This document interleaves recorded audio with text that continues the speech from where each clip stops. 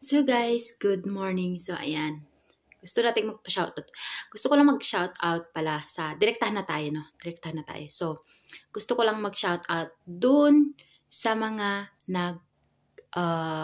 nagko-comment. Hinahide ko na kasi yung mga nagko-comment na mga, kumbaga, bashers. O yan, may bashers tayo. Kaloka. Minsan hinahide ko na lang yung mga tawag dito, nagko-comment sa mga post tsaka vlog ko.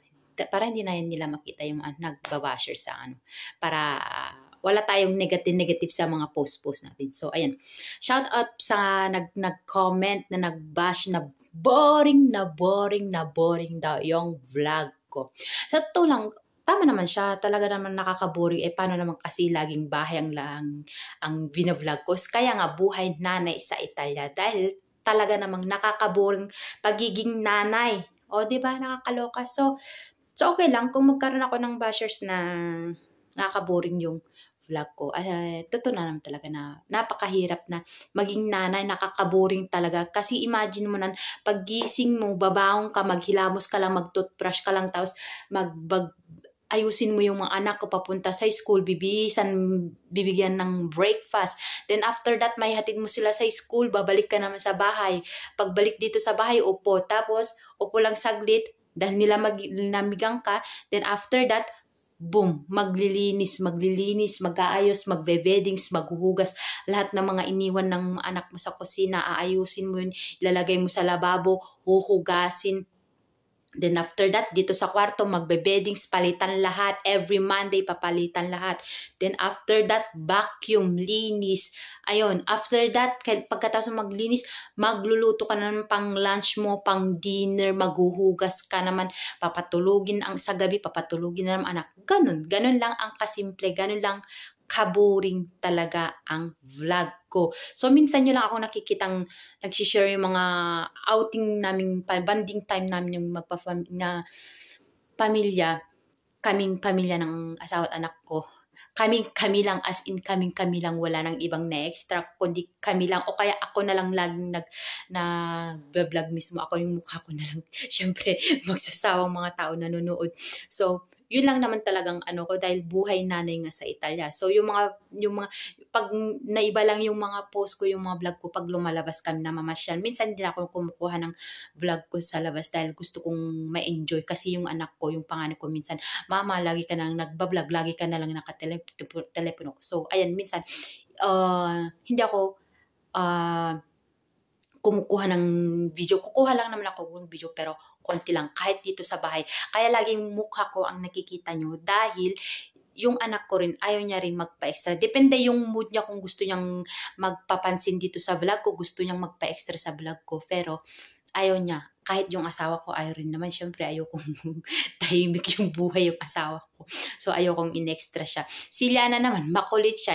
Kung anong pinagagawa naman niya sa vlog ko, nilalabas yung niya dito sa yung dila niya. Kaya, hindi ko rin siya inaano dito dahil siya, baka ma-restrict yung paglalabas niya ng deal niya. So, hindi ko rin siya ini-extra. So, katulad din ni Camila, ayaw niya rin mag-extra dahil minsan na-uuwiin siya sa akin. Lagi ka na lang telepono, mama, lagi ka na lang nagpa-vlog. Kaya yun, hindi ko siya ini-extra. So, minsan lang talaga ako. Kaya, saka na lang ako nagba-vlog pag wala sila dito sa bahay, pag nasa school sila. Or sa labas naman, konti lang kinukuha kong video dahil in-enjoy ko rin namang mamasyal. Then in-enjoy ko rin banding yung mga anak ko. So ayun, kaya hindi ko masyado silang in-extra. Kaya lagi na lang tong mukha ko ang lagi nyong nakikita sa vlog ko. Kaya siguro yung iba nabuburing or whatsoever dahil lang nga ang lagi ko pinapakita, naglilinis or whatsoever. Minsan nga sa pagla-live ko, hindi rin ako masyadong yung para salita sa harap ng camera dahil hindi ko rin alam kung anong itatopic ko. So, minsan sina-silent live stream ko na lang. Kaya wala akong ibang may content kundi dito sa bahay ko lang. Kaya nga, buhay nanay sa Italia. Kung lagi nyo akong nakikita naglilinis, minsan nga, hindi ako masyadong whatsoever na yung prank. Hindi rin ako mahilig sa mga prank dahil meron din nagsuggest na i-prank mo yung asawa mo, ganito, bla bla bla. Ayoko. Iba rin ang ano niya yun. Hindi siya, hindi siya totally ano sa camera. Kaya ayaw kong rin naman isturbuhin siya. Ayaw niyang ano sa video. Kung meron man yung mga videos niya na ano, sa ibang account ko lang yun. Doon talaga lahat exposed sila doon sa isang account ko. Pero doon sa public na pag-vlog ko, ako lang talaga as in. Kaya nakikita yung mukha ko lang talaga nakikita nyo. So, ayun. Kaya yung mga nabuburing dyan o ano, syempre, talaga naman nakakaburing dahil buhay nanay nga. As in, buhay ng nanay talaga nakakaburing. Hindi po yun ganun kadali maging nanay. Kaya nga, lagi kong sinasabi na buhay nanay dito sa Italia. So, try nyo rin maging nanay para alam nyo kung anong feeling ni maging isang nanay kung hindi kayo mabuburingan talaga. Pero, guys, ang pagiging nanay, ang daming sacrifice po nila yan. Kaya wag nyo pong sabihin na nakakaburing bilang isang nanay dahil hindi nyo alam kung anong sacrifice ko, anong pagod ko, anong puyat naming mga nanay para lang maasikaso mga anak namin tsaka asawa. Kaya wag nyo sabihin boring dahil alam naman namin talagang boring. Pero galing yun sa puso namin na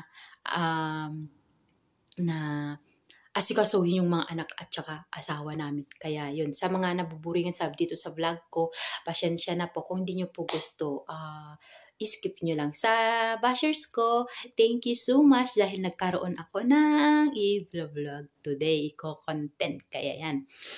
So, ayan guys. Kailangan ko nang tapusin yung pagbe-weddings ko. Ayan. Kailangan ko nang mag-weddings dahil every Monday kailangan kong mag-weddings. So, ayan. Thank you sa bashers ko dahil nagkaroon ako ng idea na magkaroon ng i-vlog content today. So, guys, thank you for watching. See you again sa next vlog ko. Bye-bye!